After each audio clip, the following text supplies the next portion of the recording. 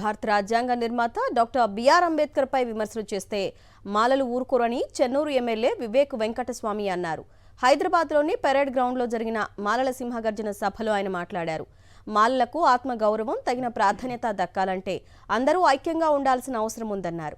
తమ హక్కుల సాధన కోసం మాలలు అందరూ కలిసికట్టుగా పోరాడేందుకు సిద్ధం కావాలని పిలుపునిచ్చారు వివేక్ వెంకటస్వామి.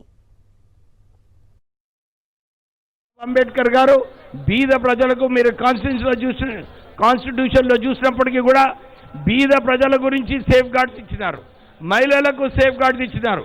ఎక్కడైతే సప్రెషన్ ఉంటుందో దాన్ని ఎదురు తీర్చడానికి బాబాసాహెబ్ ఎప్పుడు కూడా వారు కష్టపడడం జరిగింది.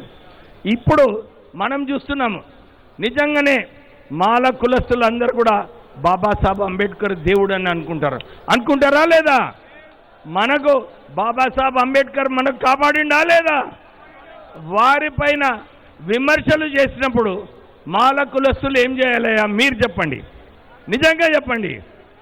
నేను ఈ సభ ద్వారా అందరికీ కూడా ఒక చేతావని ఇస్తున్నాను. ఖబర్దార్, డాక్టర్ బిఆర్ అంబేద్కర్ గురించి ఎవరైనా విమర్శిస్తే మాలలు ఊరుకోరు అని చెప్పి మీ అందరికీ కూడా